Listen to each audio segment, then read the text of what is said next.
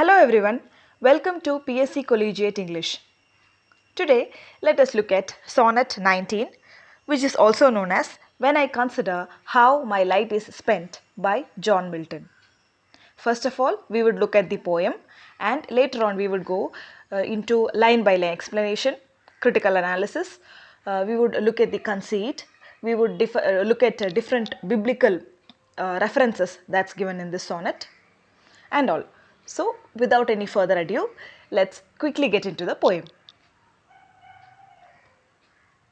When I consider how my light is spent, before half my days in this dark world and wide, and that one talent which is death to hide, lodged with me useless, though my soul more bent to serve there with my Maker and present my true account, lest he returning chide. Doth God exact day labour light denied? I fondly ask, but patience to prevent that murmur soon replies. God doth not need either man's work or his own gifts. Who best bear his mild yoke, they serve him best. His state is kingly, thousands at his bidding speed, and post over land and ocean without rest. They also serve who only stand and wait. Dear friends, please remember this sonnet is also known as Sonnet 19. This is also known as On His Blindness. This has yet another name, that is the very first line of this sonnet. When I consider how my light is spent.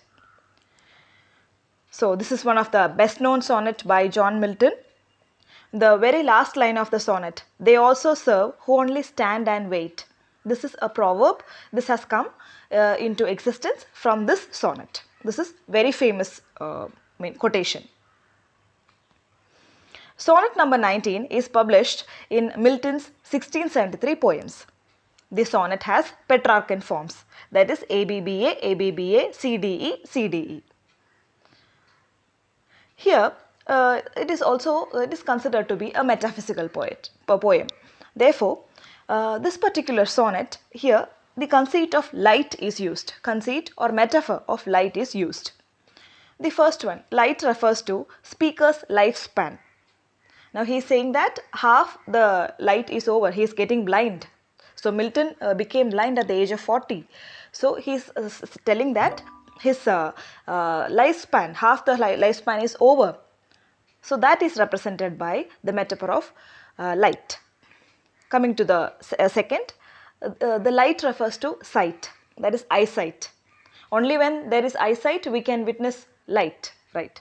So the second meaning of the conceit or metaphor of light is eyesight, sight. The third refers to intellectual illumination. Light refers to intellectual illumination. So these are the three meanings of the conceit, light. This is one of the autobiographical sonnet. Here Milton meditates on his loss of sight. Through this sonnet, Milton wants to convey the concerns that the universal desire to discover and develop one's talents. Through the sonnet, Milton says that if one is gifted with a talent, using that talent one has to serve God.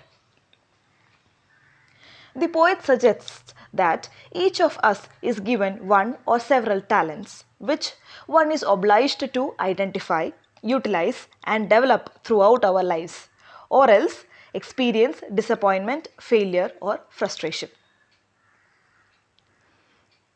The very last line of the poem says that some people simply need to serve God by waiting. So that is also one of the meanings that could be comprehended from this sonnet. Milton says that it is acceptable to wait for divine inspiration. The above mentioned points are the key themes that is discussed in the sonnet. Coming to the next aspect of the sonnet. The poet explores his experience with blindness and religious faith.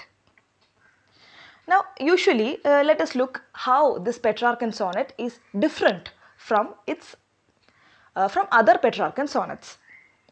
Usually, Petrarchan sonnets focus on love and romance, but Milton subverts this in order to explore his relationship with God. Milton fears that his blindness will prevent him from doing God's work. Coming to the summary of the sonnet, Milton opens the sonnet with when, that is a subordinate clause that introduces the main idea. The speaker feels that his light is spent in several senses of the word light. We have already discussed the three senses. The first one refers to lifespan, second refers to eyesight, and third refers to intellectual illumination. Milton refers to one talent, which is writing. Milton is a great poet as well as verse writer, we all know. So, his talent is writing. Milton fears that he too will be condemned for failing to use his talent. The third line of the sonnet refers to the biblical parable of the talents, that is Matthew 24, line number 14 to 30, which speaks of bad servant neglects his master's talent instead of using it, and the servant is cast into darkness. Now, this is the fear with which Milton is writing this sonnet. The line denotes Milton's talent as a writer. Now that Milton has become blind, he fears that God might punish him for not properly using his talent. We must remember that because of this guilty consciousness, he wrote Paradise Lost. Coming to lines number 4 to 6. The poet feels that he is useless now and that he is losing his eyesight. It is frustrating to want to serve God with his writing, but he feels sad that his talent will be wasted as he becomes blind. Now that is what is conveyed in lines number 4 to 6. Coming to lines number 7 to 8. Milton uses grumbling tone to show his attitude as foolish. He asks if God wants just day work or smaller, lesser tasks, since Milton's blindness denies him his light. In lines number 7 to 8, Milton questions, does God want man's work? God is all powerful himself. Then why would he expect something from man? Now that is the question that comes to the heart of Milton. Then in the lines number 9 to 10, in the line number 9 is the volta. Volta means the turn. So from lines 1 to 8, Milton was questioning. In line number 9, Patience answers him. What does Patience say? Patience says that God is all powerful, omnipotent. He knows everything and he is in a kingly state. Therefore, he doesn't need any man's work. There are angels and other messengers and through his creations throughout the land and ocean to serve God. Then why would God expect one particular man to do something? So Patience replies that if you just wait for God's command, that also is like serving him. So in lines number 9 to 10, there comes this phrase, bear his mild yoke. That refers to people who are most obedient to God's will. The image of yoke is also biblical. A yoke was a kind of harness put on oxen. But in Matthew 11, line number 29 to 30, it suggests that it is an image for God's will. Bear his mild yoke, that means to obey God's will. His state is kingly. At God's bidding, thousands of people and angelic messengers work all through the world all the time.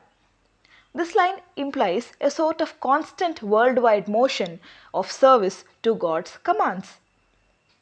In the very last line of the poem, the meaning comes like this.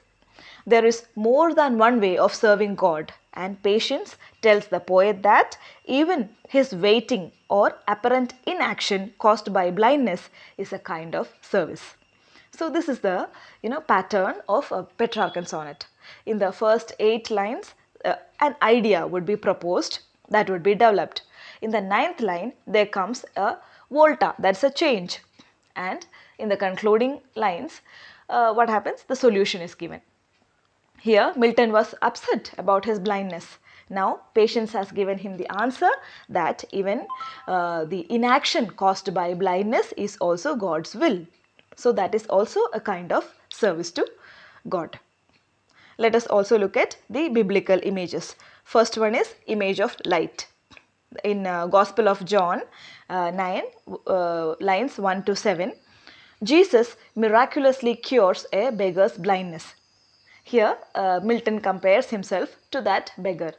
Just like Jesus cured a blind man's blindness, he wishes his blindness would also be cured.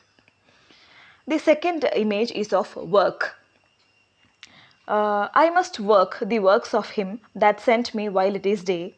The night cometh when no man can work. So during the lifespan is the daytime. That is when man should work and render his services to God. When death comes, death is night. Man cannot work. So this is what Milton fears. During daytime, that is during his lifespan, he must serve God. But now he has become blind. Now that he is denied God's light, how he would be able to serve God? And would he be reprimanded for not doing his work? Now this is why Milton wrote this sonnet. The third image is of duty. Here the parable of talent from Gospel of Matthew is taken. We have already seen that. What did Matthew say? He said that even obeying God's will, that is the duty of mankind. Volta takes place in the line 9, where Patience replies to poet's queries proposed in lines 1 to 8.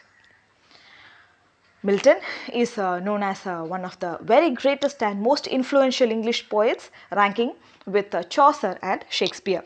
He wrote poetry and prose. His most influential work is Paradise Lost. There are other works like Paradise Regained, Samson Agonistus, etc. Lord Macaulay, in Critical, Historical and Miscellaneous Essays, says, traces of particular characters of Milton may be found in all his work, but it is most strongly displayed in the sonnets, unquote. Dear friends, we have come to the conclusion of all these sonnets. We have discussed almost all the points. Now let us look at the questions, probable questions. So the first is, how does Milton hope to serve God? Second, what is the central idea of the poem? Third, what does "they also serve who only stand and wait" mean? Fourth, why does the poet call the talent useless in the sonnet? Fifth, what is the cause of Milton's lament in the sonnet? Sixth, explain these terms: the day labor, mild yoke, stand and wait. Seventh question, how does the poet justify the ways of God to men in the sonnet? Please remember, this was to justify the ways of God to men is the central theme of Paradise Lost. So how does that particular theme apply to this sonnet? Please compare and analyze. What moral does the sonnet convey? Coming to question number 9, what is the murmur that Patience prevents Milton from making in the poem? The 10th and very important question, who gave the poem the title On His Blindness?